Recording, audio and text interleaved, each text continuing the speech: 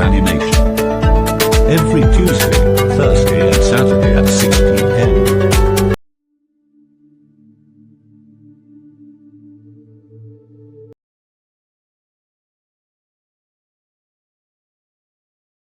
Where is our nephew Emil?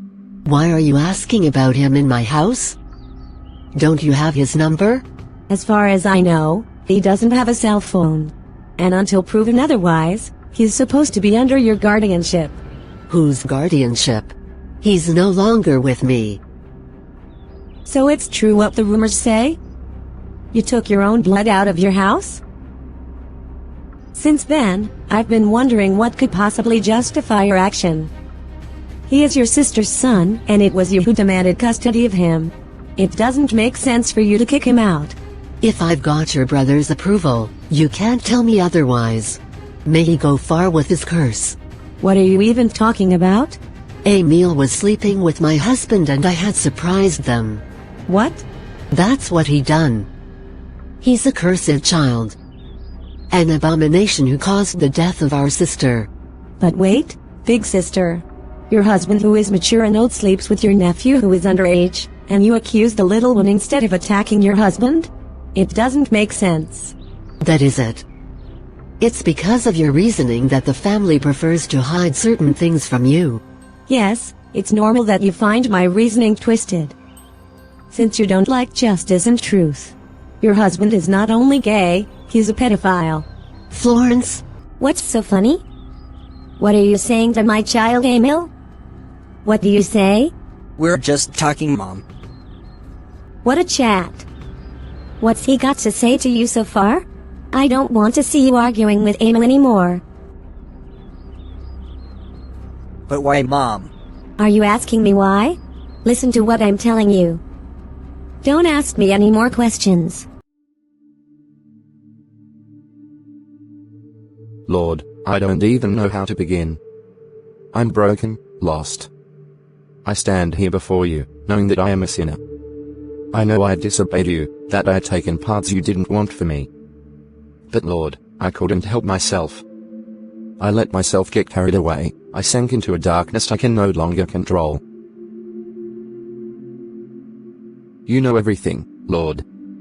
You know my suffering, my wounds. Since that abuse? Since that cursed day, my life has never been the same. I didn't know what to do, I was so young, so innocent. And that pain destroyed me. I didn't know how to deal with it. I sought refuge in places I should never have gone. I did terrible things to try and fill that void inside me.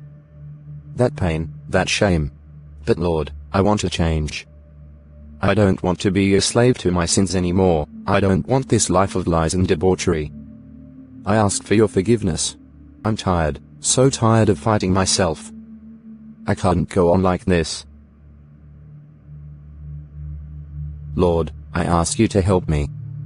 Help me find my way back to the light, out of this darkness that's engulfing me. I need you, I can't do it alone. I pray to you for my healing, heal my heart, heal my mind. I no longer want to be a prisoner of my past. Free me from this weight, Lord. Free me from this gnawing pain. I want to walk in your truth, I want to be pure, I want to feel worthy of your love. Help me, Lord. Save me from myself. Show me the way, light my way. I entrust everything to you. I entrust my life to you. Thank you, Lord, for your forgiveness, for your unconditional love. Thank you, because I know you will never abandon me. Amen. How do you feel after communicating with your God? I feel much better, Pastor. It's as if a heavy burden has been lifted from my head. Glory to God.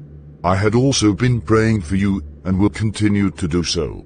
Thank you very much, Pastor. May God bless you. To God be all the glory, my son. Go home. And above all, don't condemn yourself. We'll see you every weekend to see how you're doing. Be strong. Nothing is impossible for the one who believes. Our God can do anything. Yes, I have faith. How did it go with Pastor? Very nice. He didn't judge me. Rather, he listened to me with love. Frankly, he's a true man of God. Of course he's a true servant of God. That's why I've chosen to entrust you to him and not to anyone else. I've also made an appointment with a psychiatrist for you. Okay.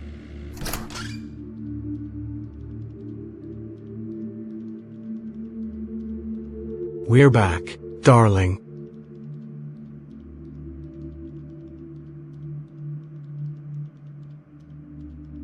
There's still some trouble? Where do you come from? I told you last night that this morning I had to accompany Emil to the pastor's.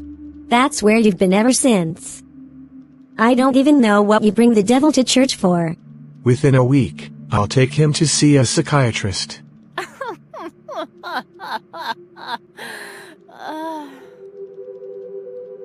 What's so funny about what I just told you? Even 1,000 years in the water, the tree trunk will never turn into a crocodile. Are you God? I'm not God, but I don't want to see him in this house anymore, I say. This is my home and I have the right to protect my home and my children's education. I've already told you that I don't tolerate the way you treat Emil. Where's the love of neighbor? I just said I don't want him here anymore. That doesn't mean I don't love him. Either he goes out, and that's it, or I leave the house to you. What do you mean by? I'm going back to my parents. I bring my child with me. What even happens to you? I'm done talking. My God. Who is it? Enter. What are you looking for? I came to say hello and also to inform you that Uncle is taking me to the hospital to see a psychiatrist. What do I care? So that's why you've come to disturb my meditation for nothing? What do I care about the greetings of a Woubi while I'm in intimacy with my God? I was just letting you know, ma'am. Nothing further. Get it out of my room. Go away with your curse. Don't contaminate me. Hello, Emil. Good day, sir. Thank you for coming today. Thank you, psychiatrist. How do you feel? I'm okay. I'm holding up. I can see that you're on the road to change and that you've already taken some important steps. How do you feel since you entrusted yourself to God? I feel lighter, more at peace. I feel like I'd left a heavy burden behind. But I know that all is not yet resolved. This feeling of peace is a good thing. But it's also important to recognize that the abuse you've suffered leaves deep scars.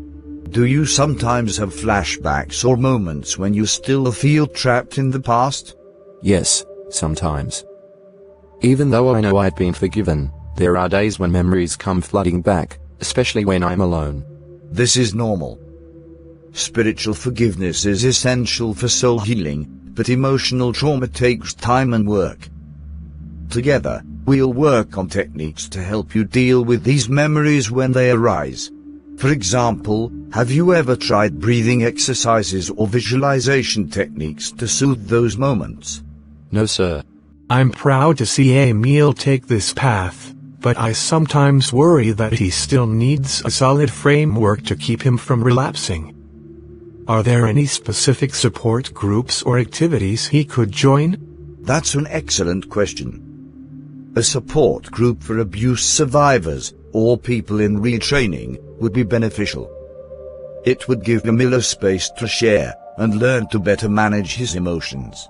I'm going to propose a plan of action, Mr. Emil. Agreed, psychiatrist. First and foremost, you must continue to attend church and stay close to your spiritual guides. Next, I'll arrange for you to join a support group to discuss your experience with others, and to begin cognitive therapy to help you deal with your traumatic memories. And finally, I encourage you, Mr. Justin, to continue your supportive role. It will help him reintegrate into society. All right, sir. He's back again with that cursed child. They don't have the key with them or what? I'm coming. Oh, good day to you. Who are you, ma'am? Excuse me, I'm looking for my nephew. Emil. Is this the right place? Yes. Who are you exactly? I'm his aunt, his mother's sister. I was told he lived here. I've looked everywhere. I need to see him, please. I see. At last someone's coming for the Woubi. What did you just say? Please come and sit down. I'm going to call my husband. Welcome, madam. It seems you are Emil's aunt. Yes, sir. Let me call him. Aunt. What are you doing here? Oh, my goodness. Emil. Thank God you live for me. Why did you come? I didn't think anyone in the family wanted to hear from me anymore. How could I abandon you, Emil? When I knew what had happened. What that man had done to you. I couldn't just stand by. I've looked everywhere for you, and now that I've found you, I won't let you down again. It's time for justice. I've filed a complaint against this monster, but they're asking for proof. I need your help, Emil, to get to the bottom of this. I don't know if I can. I don't want to go through that again. Besides, what's the point now? I'm already broken. Please don't say that. You're stronger than you think. It's not you who should bear the shame, it's him. He stole your innocence, but he won't steal your dignity. We'll fight together. For you. For your life. Emil, your aunt is right. What you've been through is not your fault. You deserve to find peace and be free of this burden. We're here for you. I don't know if I'm ready. But if it's the only way to turn the page, then I'll try. But I can't do it alone. You will never be alone. I'm right here. And we'll face this together. Thank you so much, Mr. Justin, for everything you've done for my nephew. May God bless you. Please, ma'am. To God the glory. Emil's reunion with his aunt was a mixture of emotions. After years of silence and distance, Emil found himself face to face with a family member who had never stopped believing in him. His aunt, who had worked so hard to find him, represented a glimmer of hope in the darkness of his past. Facing her, Emil couldn't help but feel an enormous weight lift from his heart. He was no longer alone in his ordeal. Someone, somewhere, had always sought him out and fought for him. After this moving moment, the reality of his painful past resurfaced. Accompanied by his aunt, Emil went to the police to finally testify about the abuse he had suffered. For the first time, he dared to put into words what he had experienced. With courage, he recounted the events of his childhood, releasing a burden he had carried for far too long. The road to justice would not be easy, but this first step was decisive. Today, Emil can count on the unfailing support of Justin, his guardian, and his aunt. While Justin once simply took him in, their relationship has evolved into one of deep complicity. As a good guardian, Justin understands that Emil's main need is to be listened to and supported. As for his aunt, she has become a precious ally, determined to accompany him in his fight for the truth. But beyond human relationships, it is in his relationship with God that Emil now finds his true strength. Since his return to the church, he has embarked on a sincere quest for spiritual healing. Every day, he prays for inner peace, convinced that God has already forgiven him. This divine forgiveness has freed his soul from the shackles of guilt, and enabled him to embark on a true journey of redemption. His spirit gradually calms, and he moves forward with faith, knowing that he has a future to build, far from the darkness of the past. I heard the bad news, sister. Florence has no right to lodge a complaint against my husband. It's rude. That's really rude. I don't even know who she thinks she is. Because of her now my husband is in detention. She'll regret what she's started. I'm not going to sit back and watch her spoil my home. What are you going to do now? I'm also going to look for evidence to accuse Emil. He's the cursed one. It's not my husband's fault. You'll find the proof where? You can count on me. I've got my plan. But share it with me. I can help you. Don't forget that we're of the same blood, and that we should support each other. I know you're really my brother and you'll stand by me no matter what. You're not like your rebellious youngest daughter. Sometimes I even wonder if she's really our sister or a bastard child. I'm asking myself the same question, brother. She's very different from us. In any case, it won't plunge our family into shame. Little Emil took his curse from his paternal family over there. You're right. I even advised my sister not to marry this man, but she was stubborn enough to give birth to a cursed child. She died gratuitously because of the abomination she had carried in her womb. When I remember that she died trying to give birth to Emil, this cursed child, it hurts me deeply. She should have aborted that pregnancy. Calm down, sister, it's happened before. How do you feel after our complaint to the police? I'm very relieved. But I also feel I'd done wrong by testifying against my aunt's husband. After all, it's my aunt we're talking about. I wonder what state she'll be in when the police get their hands on her husband. You must have no regrets about what you've just done. Let justice be done. They made you suffer a lot. They're my family too, but I don't tolerate some of their behavior and I think you should too. Okay. You have to be smart with them to avoid falling into their traps. I know your family very well. They are not often logical in their reasoning. Don't be surprised if they barge in here wanting to cause you trouble, since they now know that you live. Do you think they can do that? Of course. You must be very smart. And you have to be just as firm about your interventions on the day of judgment in court. Shows no weakness. Okay.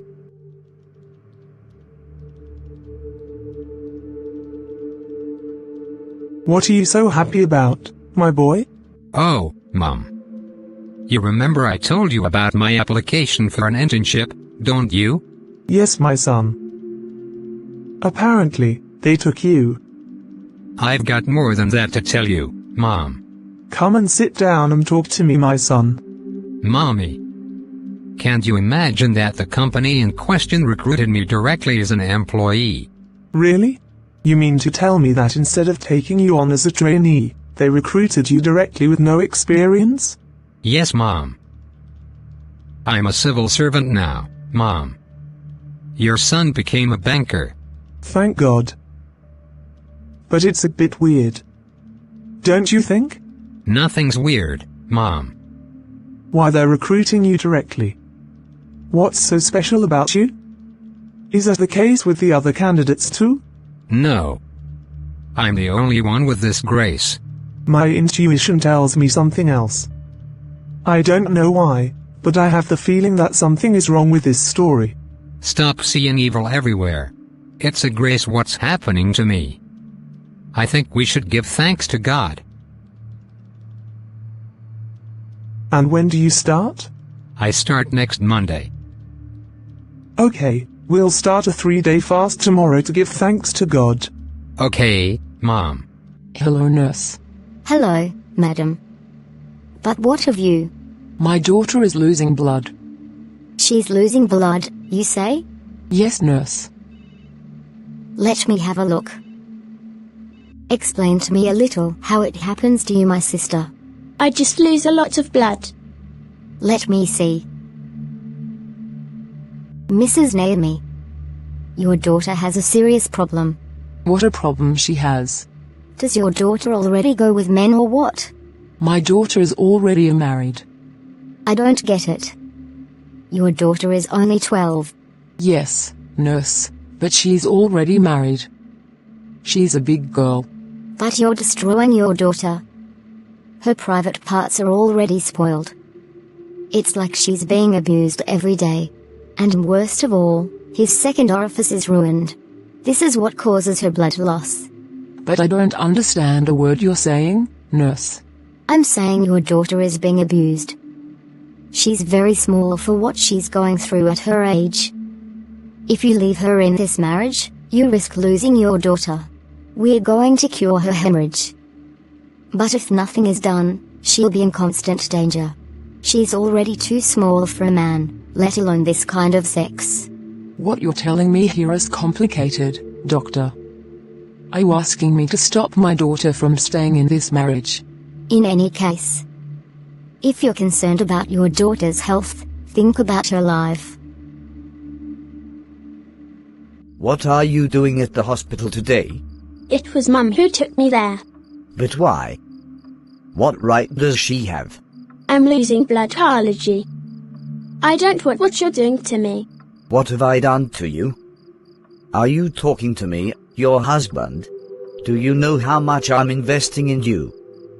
Do you? Calm down there. As soon as we get home, I'm going to take you straight to Quranic school. Is that okay? No, Mommy. I don't want to go. But why? Are you sick or something?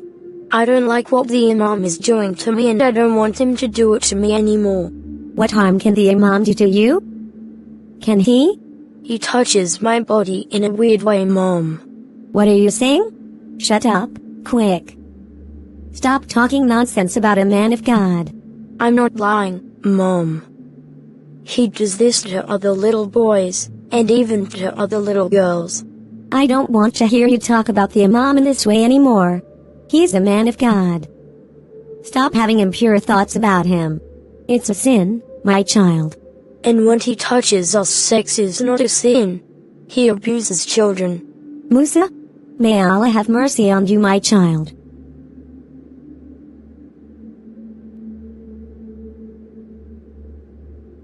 You'll go to Quranic school whether you like it or not.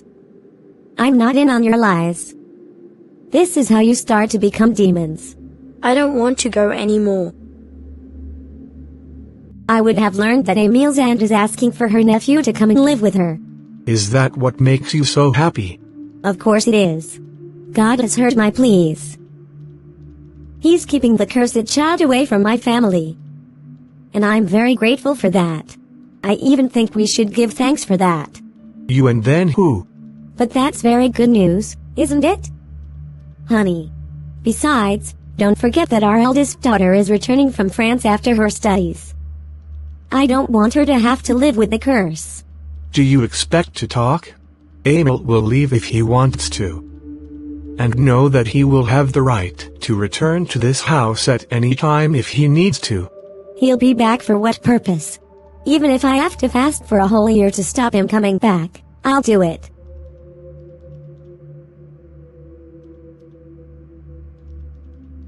I think the best thing would be to leave Uncle. But why did you make this decision, my son? Ever since I came to this house, nothing has gone right in your household. It's as if I'm the straw that broke the camel's back. Your wife has never stopped treating me day and night like a demon. But I understand that's her right. She's protecting her family from me. Because she thinks I'm a curse. She prays against me every day, and even prevents your son from speaking to me. But I think it's time for me to go. Today I have the grace of God over my life and everything is improving little by little. But you don't have to go. I have faith that you're already cured. My wife will eventually understand. Letting you go is like losing a child. I am indeed cured, and I am already leaving the past behind me. I would no longer like to stay in an environment where your wife constantly reminds me of my past life. I prefer to stay away to protect myself, and also my absence will bring back harmony and peace in your couple. Once again, thank you so much for everything. I will be grateful for the rest of my life.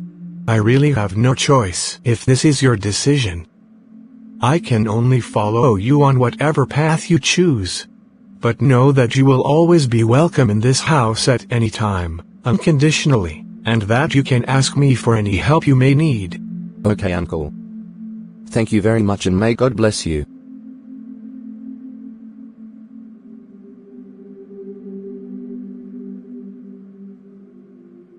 They even cuddle. Your taxi is already here, Emil.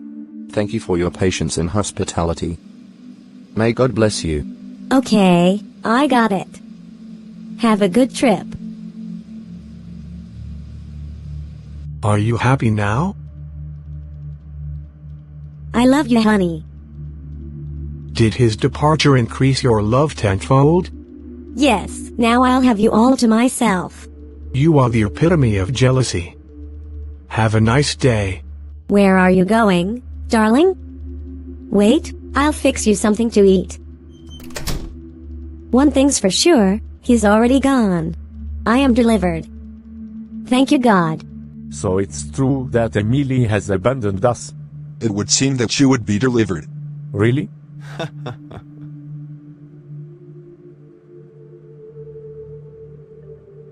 So you really believe that? Dogs never change the way they sit. Don't forget it. In any case, I had noticed that he had really changed.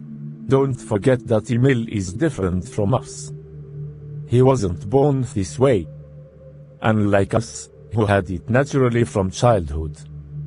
It's life's circumstances that have made him this way, so I'm thinking it's possible that he's been transformed. I don't believe it. We'll see. We'll see. We've come to the end of this episode of our animated series. As we mentioned at the outset, this animation is not designed to incite violence, but to encourage deep reflection, rooted in compassion and wisdom. If you really want to understand the complexity of this story and the issues it raises, turn on the notification bell and stay tuned for future episodes. On that note, I wish you a good weekend. Stay always in love. See you soon for more. Bye.